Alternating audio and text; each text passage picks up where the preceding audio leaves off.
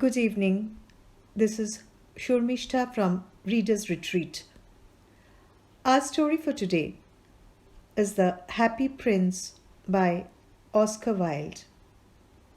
Oscar Wilde.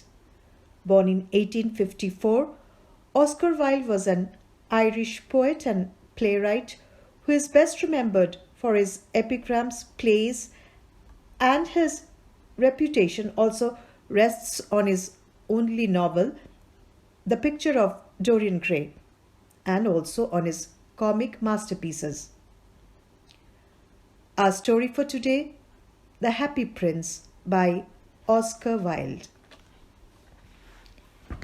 High above the city, on a tall column, stood the statue of the Happy Prince.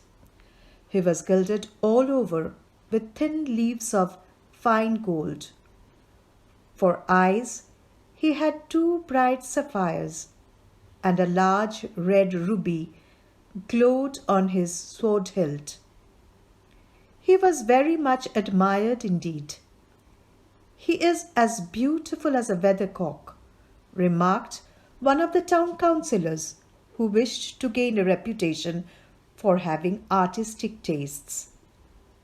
"Only not quite so useful," he added, fearing lest people should think him unpractical, which he really was not.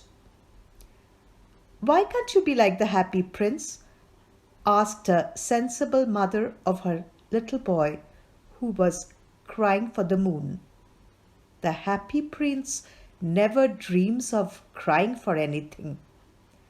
"I'm glad there is someone in the world who is quite happy," muttered a disappointed man as he gazed at the wonderful statue. "He looks just like an angel," said the charity children as they came out of the cathedral in their bright scarlet cloaks and their clean white pinafores. "How do you know?" said the mathematical master. "You have never seen one." "Ah, but we have, in our dreams," answered the children. And the mathematical master frowned and looked very severe, for he did not approve of children dreaming. One night there flew over the city a little swallow. His friends had gone away to Egypt 6 weeks before, but he had stayed behind, for he was in love with the most beautiful reed. He had met her early in the spring as he was flying down the river after a big yellow moth, and had been so attracted by her slender waist that he had stopped to talk to her. "Shall I love you?" said the swallow, who liked to come to the point at once. And the reed made him a low bow. So he flew round and round her, touching the water with his wings and making silver ripples. This was his courtship, and it lasted all through the summer. "It is a ridiculous attachment," twittered the other swallows. "She has no money and far too many relations," and indeed the river was quite full of reeds. Then, when the autumn came, they all flew away. After they had gone, he felt lonely and began to tire of his lady love.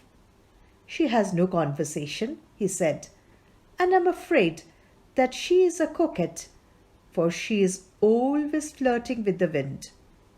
And certainly, whenever the wind blew, the reed made the most graceful movement. "I admit that she is domestic," he continued, "but I love travelling, and my wife, consequently, should love travelling also. Will you come away with me?" he said finally to her. But the reed shook her head. She was so attached to her home. "You have been trifling with me," he cried. "I am off to the pyramids. Goodbye, and he flew away. All day long he flew, and at night time he arrived at the city. "Where shall I put up?" he said. "I hope the town has made preparations." Then he saw the statue on the tall column. "I will put up there," he cried. "It is a fine position with plenty of fresh air." So he alighted just between the feet of the happy prince. "I have a golden bedroom," he said softly to himself as he looked round, and he prepared to go to sleep.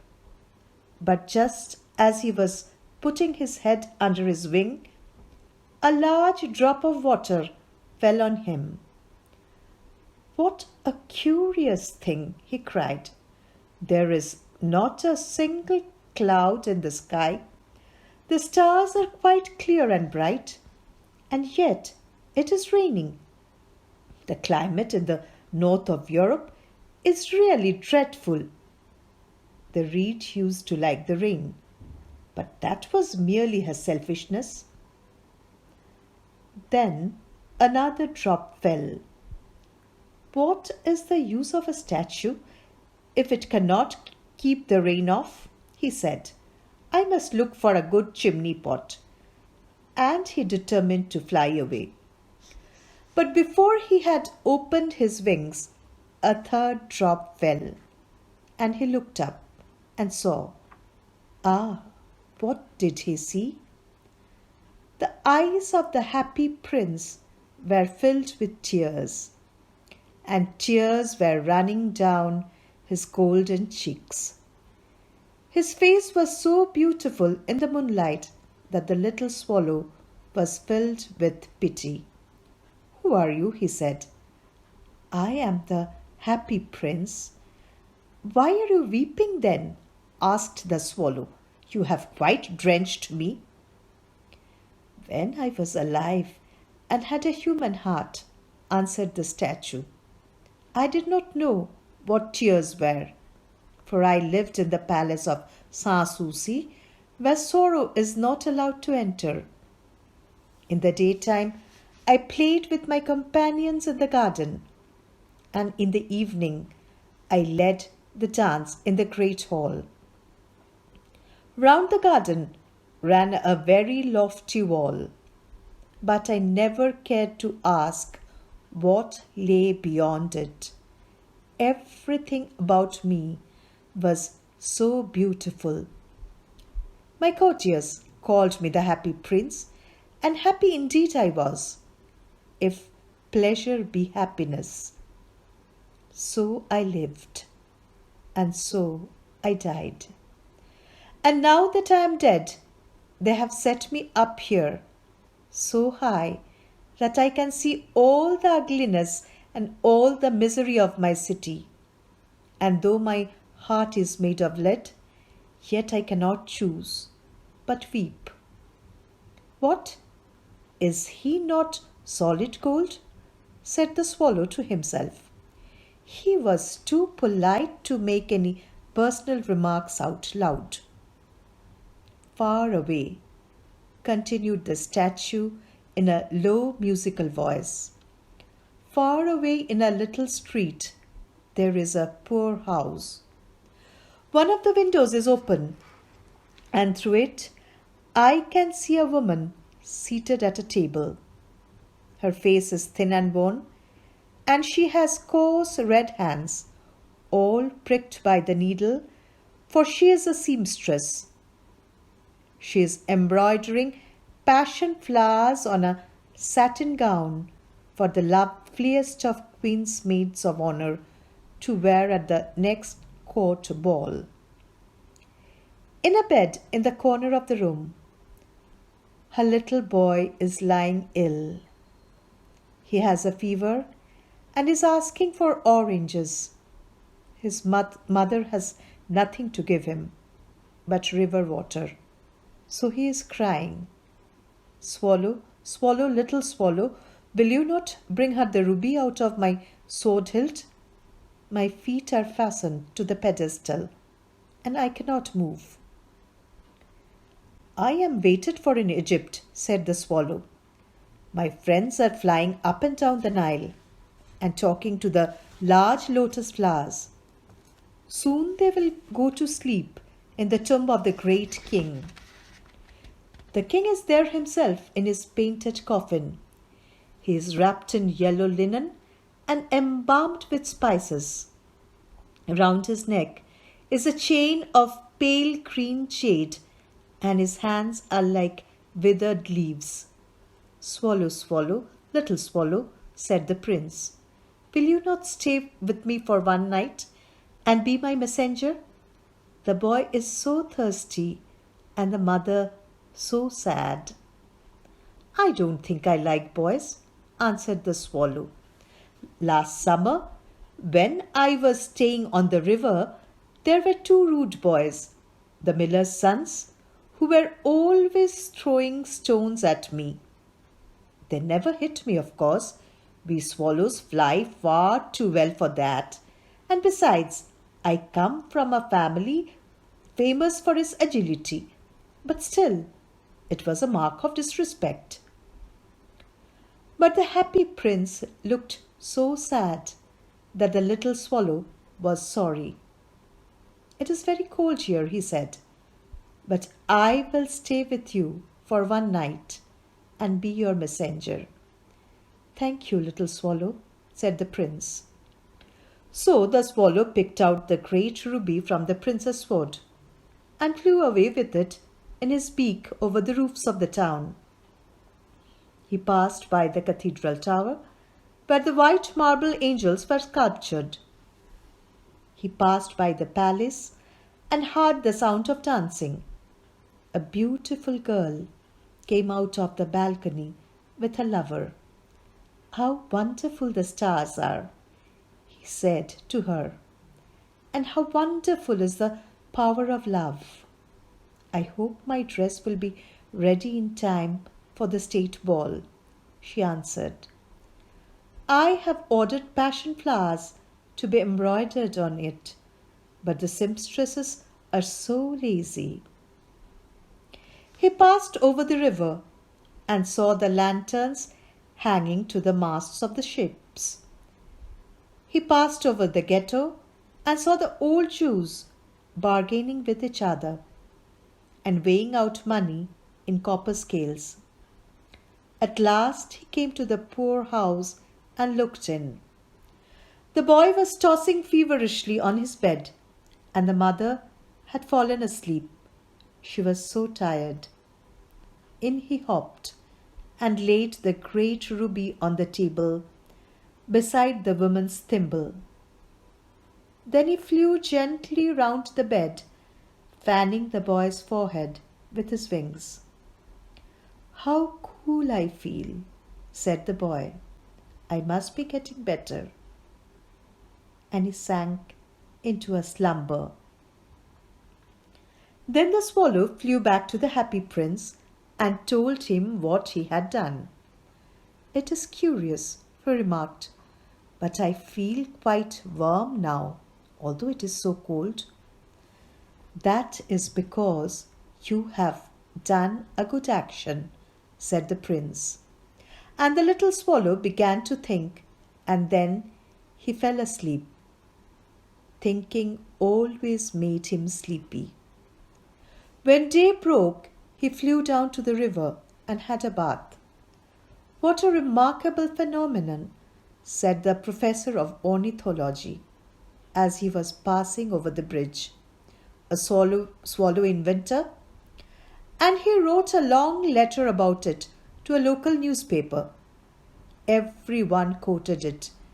It was full of so many words that they could not understand. Tonight I go to Egypt, said the swallow, and he was in high spirits at the prospect. He visited all the public monuments and sat a long time on top of the church steeple. Wherever he went, the sparrows chirruped and said to each other, "What a distinguished stranger!" So he enjoyed himself very much. When the moon rose, he flew back to the happy prince. "Have you any commissions for Egypt?" he cried. "I'm just starting." "Swallow, swallow, little swallow," said the prince. "Will you not stay with me one night longer?" "I am waited for in Egypt," answered the swallow. "Tomorrow my friends will fly up to the second cataract. The river horse is there among the bulrushes, and on a great granite throne sits the god Memnon. All night long he watches the stars, and when the morning star shines, he utters one cry of joy, and then he is silent. At noon, the yellow lambs come down to the water's edge to drink. They have eyes like green beryls, and their roar is louder than the roar of the cataract." "Swallow, swallow, little swallow," said the prince. "Far away across the city, I see a young man in a garret. He is leaning over a desk covered with papers, and in a tumbler by his side there is a bunch of withered violets. His hair is brown and crisp, and his lips are red as a pomegranate, and he has large and dreamy eyes. He is trying to finish a play for the director of the theatre, but he is too cold to write any more. There is no fire in the grate, and hunger has made him faint. I will wait with you one night longer," said the swallow, who really had a good heart. "Shall I take him another ruby?" "Alas, I have no ruby now," said the prince. "My eyes are all that I have left. They are made of rare sapphires, which were brought out of India 1,000 years ago. Pluck out one of them and take it to him. He will sell it to the jeweler and buy food and firewood and finish his play." "Dear prince," said the swallow, "I cannot do that." And he began to weep. "Swallow, swallow, little swallow," said the prince. "Do as I command you." So the swallow plucked out the prince's eye and flew away to the student's garret. It was easy enough to get in, as there was a hole in the roof. Through this he darted and came into the room. The young man had his head buried in his hands, so he did not hear the flutter of the bird's wings. And when he looked up, he found the beautiful sapphire lying on the withered violets. "I am beginning to be appreciated," he cried. "This is from some great admirer. Now I can finish my play." And he looked quite happy. The next day the swallow flew away down to the harbour. He sat on the mast of a large vessel and watched the sailors hauling big chests out of the hold with ropes. "Heave ahoy!" they shouted as each chest came up. "I am going to Egypt," cried the swallow. But nobody minded, and when the moon rose, he flew back to the happy prince. "I am come to bid you good-bye," he cried. "Swallow, swallow, little swallow," said the prince. "Will you not stay with me one night longer?" "It is winter," answered the swallow, "and the chill snow will soon be here. In Egypt the sun is warm, and on the green palm trees, and the crocodiles lie in the mud and look lazily about them. My companions are building a nest in the temple of Baalbek, and the pink and white doves are watching them and cooing to each other. Dear prince, I must leave you, but I will never forget you. And the next spring I will bring you back to beautiful jewels in place of those you have given away. The ruby shall be redder than a red rose, and the sapphire shall be as blue as the great sea.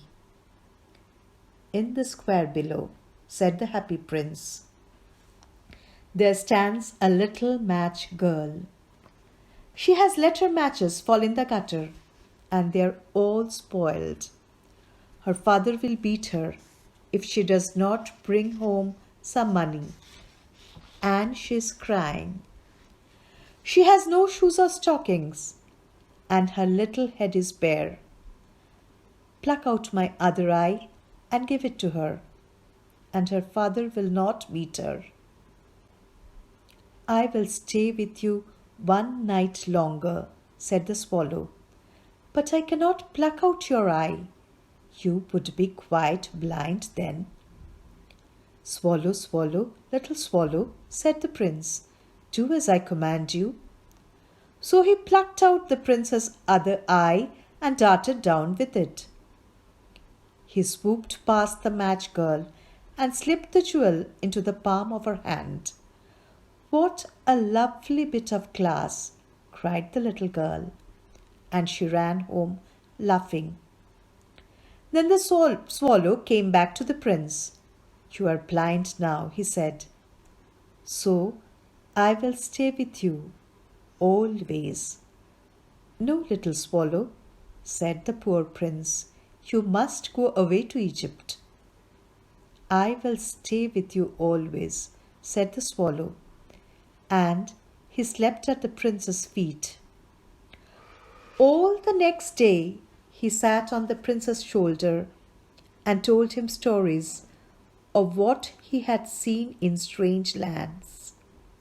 He told him of the red ibises who stand in long rows on the banks of the Nile and catch goldfish in their beaks, of the Sphinx who is as old as the world itself and lives in the desert and knows everything, of the merchants who walk slowly by the side of the camels and carry amber beads in their hands, of the kings of the mountains, of the moon, who is as black as ebony and worships a large crystal, and of the great snake that sleeps in a palm tree and has 20 priests to feed it with honey cakes, and of the pygmies who sail over a big lake on large flat leaves and are always at war with the butterflies.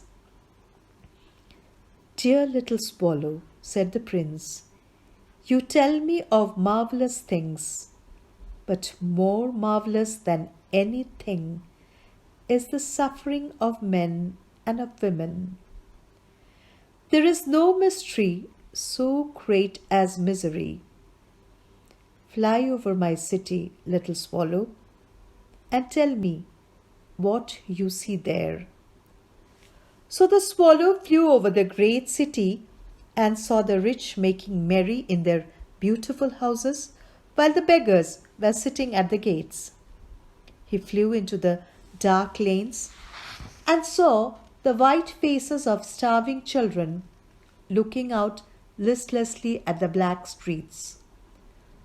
Under the archway of a bridge, 2 little boys were lying in one another's arms to try and keep themselves warm.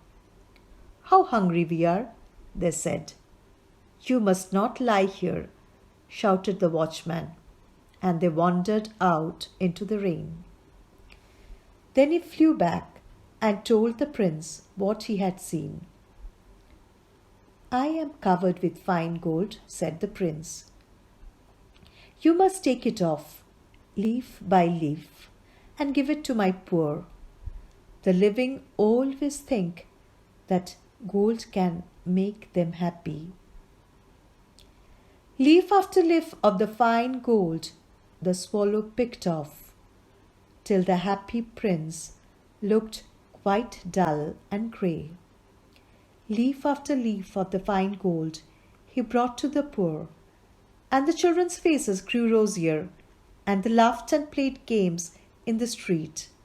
We have bread now, they cried. Then the snow came, and after the snow came the frost. The streets looked as if they were made of silver. They were so bright and glistening. Long icicles like crystal daggers hung down from the eaves of the houses. Everybody went about in furs, and the little boys wore scarlet caps and skated on the ice. The poor little swallow grew colder and colder, but he would not leave the prince. He loved him too well. He picked up crumbs outside the baker's door when the baker was not looking, and tried to keep himself warm by flapping his wings. But at last he knew that he was going to die. He had just strength to fly up to the prince's shoulder once more. "Goodbye, dear prince," he murmured. "Will you let me kiss your hand?" "I am glad that you are going to Egypt at last, little swallow," said the prince. "You have stayed too long here, but you must kiss me on the lips, for I love you." "It is not to Egypt that I am going," said the swallow. "I am going to the house of death. Death is the brother of sleep, is he not?" And he kissed the happy prince on the lips and fell down dead at his feet. At that moment a curious crack sounded inside the statue, as if something had broken. The fact is that the leaden heart had snapped right into two. It certainly was a dreadfully hard frost. Early the next morning, the mayor was walking in the square below in company with the town councillors. As they passed the column, he looked up at the statue. "Dear me, how shabby the happy prince looks," he said. "How shabby indeed," cried the town councillors, who were always agreed with the mayor, and they went up to look at it. "The ruby has fallen out of his sword. His eyes are gone, and he is golden no longer," said the mayor. "In fact, he is little better than a beggar." "Little better than a beggar," said the town councillors. "And here is actually a dead bird at his feet," continued the mayor. "We must really issue a proclamation that birds are not to be allowed to die here." And the town clerk made a note of the suggestion. So they pulled down the statue of the happy prince. "As he is no longer beautiful, he is no longer useful," said the art professor at the university. Then they melted the statue in a furnace, and the mayor held a meeting of the corporation to decide what was to be done with the metal. "We must have another statue, of course," he said, "and it shall be a statue of myself." "Of myself," said each of the town councillors, and they quarrelled. When I last heard of them, they were quarrelling still. "What a strange thing," said the overseer of the workmen at the foundry. "This broken lead heart will not melt in the furnace. We must throw it away." So they threw it on a dust heap where the dead swallow was also lying.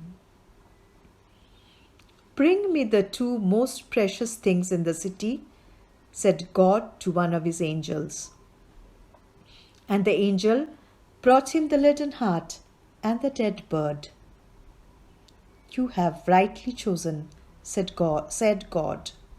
"For in my garden of paradise this little bird shall sing for evermore, and in my city of gold the happy prince shall praise me." That was The Happy Prince by Oscar Wilde. This is Shormishta from Reader's Retreat once again. Please subscribe my channels for more stories, notification and updates. Until then, thank you and good night.